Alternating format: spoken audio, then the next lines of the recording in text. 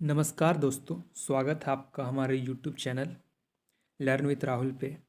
आज हम विनोबा भावे यूनिवर्सिटी के सेमेस्टर फर्स्ट के सैक पेपर का बहुत ही ज़्यादा इम्पोर्टेंट क्वेश्चन को डिस्कस करने वाले हैं। वो है नेटवर्क सुरक्षा यानी साइबर सिक्योरिटी। शुरू करने से पहले हमें ये जानना होगा कि नेटवर्क आखिर होता क्या है। नेटवर्क एक प्रकार का साधन है जिसके माध्यम से हम अपने डेटा को एक स्थान से दूसरे स्थान तक पहुंचा सकते हैं, यानी एक प्रकार का मीडियम का काम करता है। कैसे? जैसे कि आप इंटरनेट के थ्रू किसी डेटा का ट्रांसफ़र एक फ़ोन से दूसरे फ़ोन में या एक फ़ोन से किसी पीसी या कंप्यूटर में कर सकते हो। काफ़ी सारे आपके साधन हैं। ईमेल हो सकता है, या आप ईमेल के ज़रिए करो, हो सकता है व्हाट्सएप का यूज़ करो, हो सकता है आप टेलीग्राम या कोई अन्य वेबसाइट का यूज़ करो अपने इन्फॉर्मेशन को भेजने के लिए। तो ये आप किसकी मदद से भेज रहे हैं? ये आप नेटवर्क की मदद से भेज रहे हैं। इसलिए मैंने कहा कि नेटवर्क एक प्रकार का साधन है, एक प्रकार का साधन है जिसके माध्यम से हम अपने इन्फॉर्मेशन को, हम अपने द्वारा जमा किए हुए डेटा को एक स्थान से दूसरे स्थान पर आसानी से भेज सकते हैं। ठीक है, सबसे पहले हम परिचय देखते हैं। आज के डिजिटल युग में लगभग सभी कार्य कंप्यूटर नेटवर्क और इंटरनेट के माध्यम से किए जाते हैं, जैसे कि बैंकिंग, शिक्षा, व्यापार, सरकारी सेवाएं आदि। सभी क्षेत्रों में डेटा का आदान प्रदान नेटवर्क के माध्यम से ही होता है। ऐसे में इस डेटा को हैकिंग, वायरस और अनधिकृत पहुंच से बचाना बहुत आवश्यक है। इसी उद्देश्य से नेटवर्क में मौजूद कंप्यूटर, सर्वर, डाटा और संसाधनों की सुरक्षा के लिए जो तकनीकें और प्रक्रियाएं अपनाई जाती हैं उन्हें नेटवर्क सुरक्षा कहा जाता है।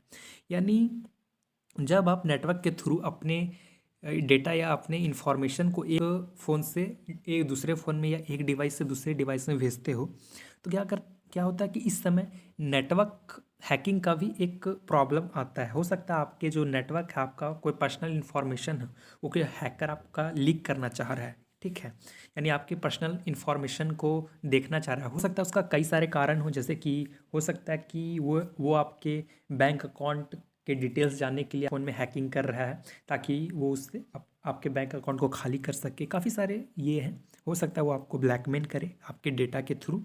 तो काफ़ी सारे बेसिस होते हैं जिसके तहत जो है हैकर्स जो है डेटा को हैक करते हैं। तो उसको बचाने के लिए हमें साइबर सिक्योरिटी या उसको बचाने के लिए हमें नेटवर्क सिक्योरिटी की आवश्यकता होती है। ठीक है, नेटवर्क सुरक्षा की परिभाषा।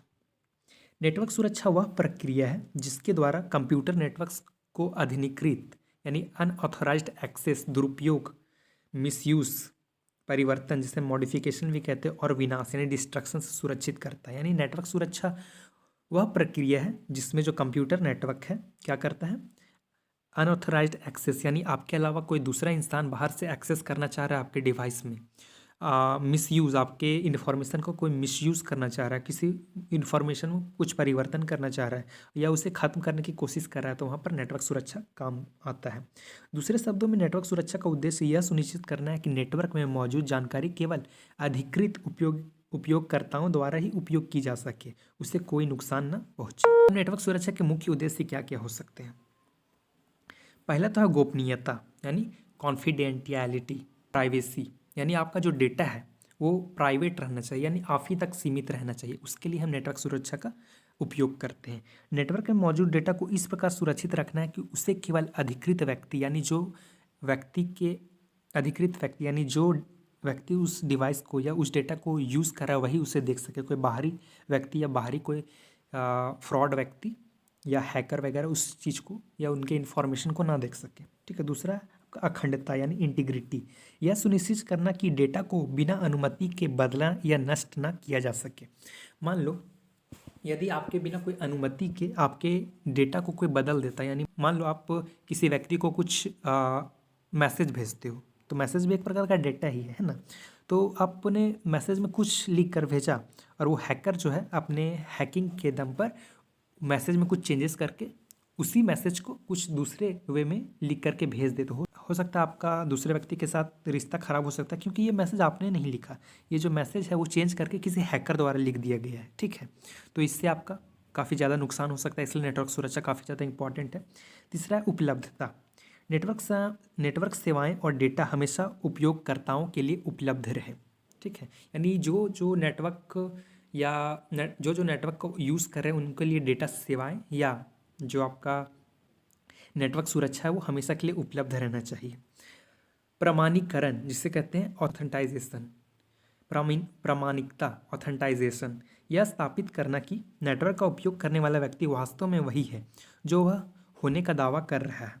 यानी नेटवर्क सुरक्षा का ये भी काम है कि वो प्रमाणित करे कि जो इन्फॉर्मेशन का यूज़ है वह स्वयं कर रहा है, ना कि कोई दूसरा व्यक्ति। और पांचवा है आपका ऑथराइजेशन, यानी उपयोगकर्ता को उसकी भूमिका के अनुसार ही नेटवर्क संसाधनों तक पहुंच प्रदान करना। ठीक है। अब हम नेटवर्क सुरक्षा के प्रमुख उपाय देखेंगे, यानी किन किन माध्यम से हम अपने डेटा को, हम अपने वीडियोज़ को, हम अपने फ़ोटोज़ को जो है लीक होने से रोक सकते हैं, या हमारे जो डेटा है या इन्फॉर्मेशन है वो किसी गलत तरीके से यूज़ ना हो, उसके लिए हम किस प्रकार से उन्हें रोक सकते हैं। पहला तो आपका फायरवॉल की मदद से।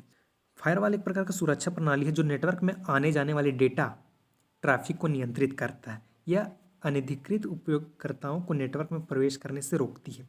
यानी आप किसी डेटा का यूज़ कर रहे हैं तो ये जो फायरवॉल है वो आपके अलावा किसी दूसरे व्यक्ति को एक्सेस करने का मौका ही नहीं देगा। ठीक है, उसको प्रवेश करने का मौका ही नहीं देगा, और जब प्रवेश करने का मौका ही नहीं देगा तो आपका डेटा लीक होगा ही नहीं। तो फायरवॉल का यूज़ जनरली नेटवर्क सुरक्षा के लिए किया जाता है।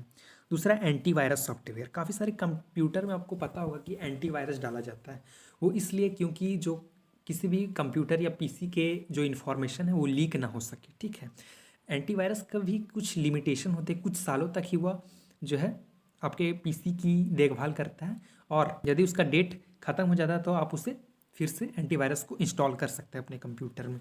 यह एक सॉफ्टवेयर है जो कंप्यूटर को वायरस, ट्रोजन, वर्म और अन्य हानिकारक प्रोग्रामों से बचाता है। यानी एंटीवायरस जो है वायरस से बचाता है आपके कंप्यूटर को। अगला इंक्रिप्शन। इंक्रिप्शन आपने शब्द सुना होगा, व्हाट्सअप भी काफ़ी यूज़ करता है इंक्रिप्शन को, आपने सुना होगा एंड टू एंड इंक्रिप्शन। ठीक है, end to end encryption WhatsApp में आपको लिखा हुआ मिलेगा काफ़ी बार। ये क्या है? एन्क्रिप्शन जो है एक तकनीक है जिसमें डेटा को एक विशेष कोड में बदल दिया जाता है ताकि कोई अधिकृत व्यक्ति उसे पढ़ या समझ ना सके। ठीक है, एन्क्रिप्शन क्या होता है कि डेटा को वो अलग ही कोड में बदल देता है, जिसके कारण जो आपका हैकर्स वगैरह होते हैं वो उस डेटा को पढ़ ही नहीं सकते, और जब पढ़ ही नहीं सकते हो तो वो उसमें चेंजेस ही क्या कर देंगे। ठीक है, तो अगर वो डेटा उनके पास चल भी जाता है तो वो क्या ही कर लेंगे। ठीक है, अगला आपका virtual private network, VPN। VPN भी हमें नेटवर्क सुरक्षा प्रदान करता है।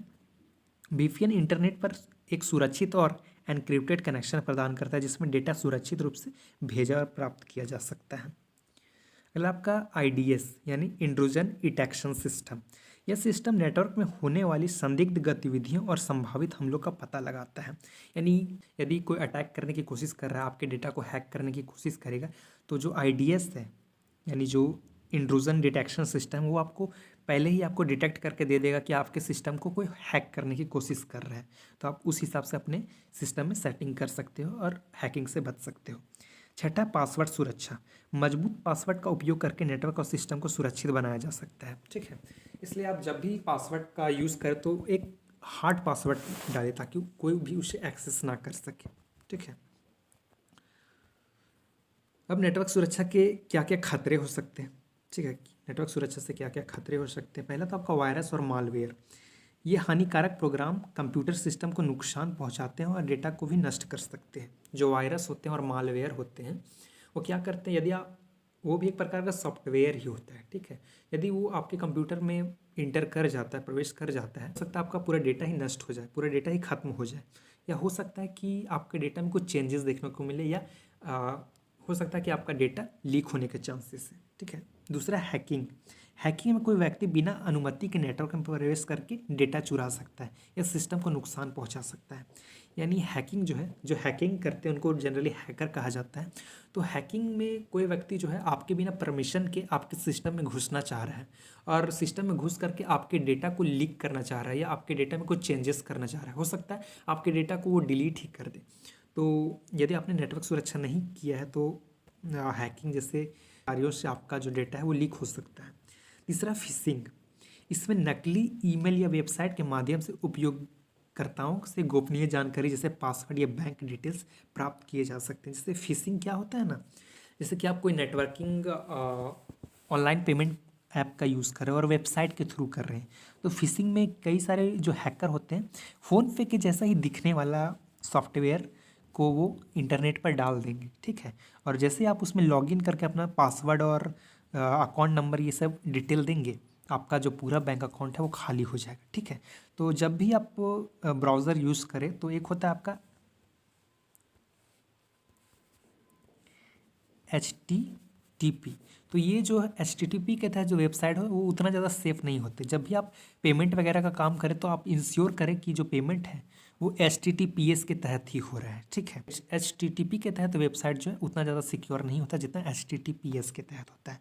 तो आप जब भी पेमेंट वगैरह करेंगे तो आप ध्यान रखेंगे कि वेबसाइट जो है HTTPS के अंतर्गत है कि नहीं है, ठीक है। चौथा आपका डाटा चोरी। नेटवर्क के महत्वपूर्ण जानकारी की चोरी करना भी एक बड़ा खतरा है। डिनायल ऑफ सर्विस यानी DOS अटैक, डॉस अटैक भी कहते हैं इसको।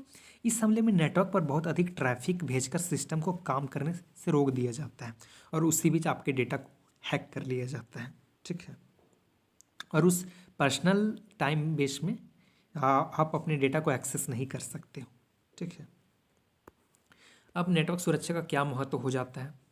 सबसे पहला महत्व तो हो जाता है महत्वपूर्ण डेटा की सुरक्षा करता है, यानी आपके जो पर्सनल इन्फॉर्मेशन है, हो सकता है आपके अकाउंट नंबर हो, आपका पिन नंबर हो, इन सभी की सुरक्षा नेटवर्क सुरक्षा के अंतर्गत ही आता है। साइबर अपराधों और हैकिंग से आपको बचाता है। नेटवर्क की विश्वसनीयता और स्थिरता बनाए रखता है। व्यापारिक और सरकारी सूचनाओं को सुरक्षित रखता है, ठीक है। आपको पता होगा कि आज जितने भी संस्थानें हैं वो कंप्यूटर के माध्यम से ही चल रहे हैं, चाहे वो सरकारी संस्थानें हो, चाहे वो व्यापारिक सेक्टर हो या प्राइवेट संस्थानें हो। तो आपके डेटा का सुरक्षा रहना बहुत आवश्यक है। यदि आपके डेटा लीक हो जाते हैं तो हो सकता है आपको बाद में परेशानी हो सकती है, काफ़ी सारी चीज़ों में हो सकता है आपको फाइनेंशियल प्रॉब्लम हो सकता है आपको टेक्नोलॉजिकल प्रॉब्लम हो, और उसके लिए हैकर जो आपको कुछ फिरौती भी मांग सकता है कि आप मेरे पास आपका कोई इन्फॉर्मेशन है, प्राइवेट इन्फॉर्मेशन, तो यदि आप उसे लीक नहीं होने देना चाहते हो तो आप इतना फिरौती का रकम दीजिए। ये सारी चीज़ें नेटवर्क फिरौती में होती हैं, ठीक है। तो आप इनका ध्यान रखें। उपयोगकर्ताओं और सुरक्षित इंटरनेट वातावरण प्रदान करना, यानी जो यूज़ कर रहे हैं नेटवर्क को उसको एक सिक्योर इन्वायरमेंट प्रदान करना नेटवर्क सुरक्षा के अंतर्गत ही आता है। अंत में निष्कर्ष देखें तो आधुनिक सूचना युग में नेटवर्क सुरक्षा अत्यंत महत्वपूर्ण हो गई है। इंटरनेट के बढ़ते उपयोग के साथ साइबर हमलों का खतरा भी बढ़ गया है, इसलिए नेटवर्क को सुरक्षित रखने के लिए फायरवॉल, एन्क्रिप्शन, एंटीवायरस और अन्य सुरक्षा तकनीकों का उपयोग करना आवश्यक है। उचित नेटवर्क सुरक्षा से डेटा और सिस्टम को सुरक्षित रखा जा सकता है, ठीक है।